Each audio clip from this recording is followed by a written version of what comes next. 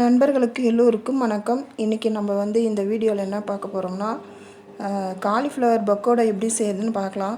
So காலிஃப்ளவரை நல்லா நீங்கள் க்ளீன் பண்ணி நல்லா சுத்தம் செஞ்சு வச்சுக்கோங்க. நல்லா புழுக்கெல்லாம் நீக்கிட்டு நீங்கள் தண்ணியில் வாஷ் பண்ணிக்கோங்க. இப்போ காலிஃப்ளவர் பக்கோடாவுக்கு நம்ம என்னென்ன கூட பயன்படுத்தணும்னு சொல்லிட்டு நம்ம பார்க்கலாம். இப்போ 2 ஸ்பூன் கடல மாவு, 2 ஸ்பூன் அரிசி மாவு, 2 ஸ்பூன் கார்ன்ஃப்ளவர் மாவு. ஸோ இது எல்லாத்தையும் நம்ம காலிஃப்ளவரில் நம்ம மிக்ஸ் பண்ணுறதுக்காக நான் இதெல்லாம் எடுத்திருக்கேன்.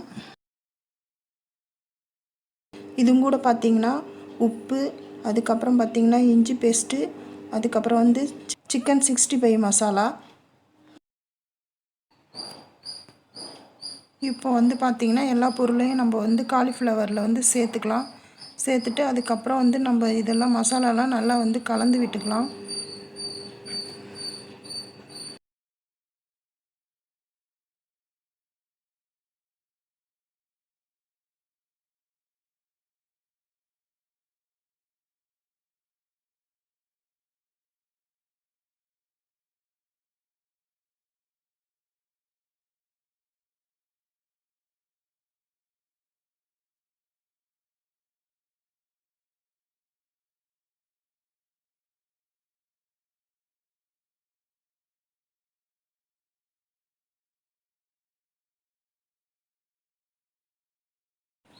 இப்போ காலிஃப்ளவர் மசாலா சேர்த்து நம்ம நல்லா மிக்ஸ் பண்ணிட்டோம். இப்போ பார்த்திங்கன்னா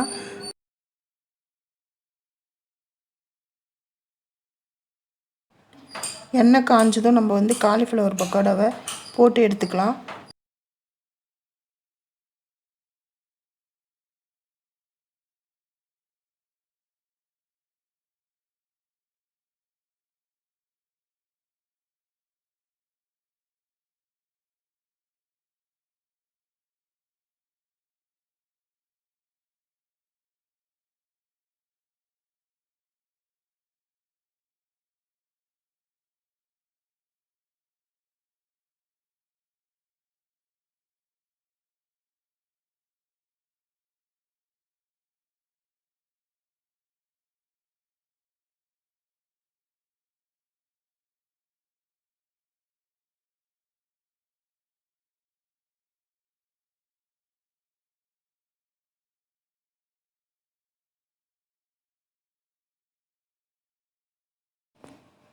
காலிஃப்ளவர் நீங்கள் எண்ணெயில் நல்லா வேக விட்டு எடுங்க.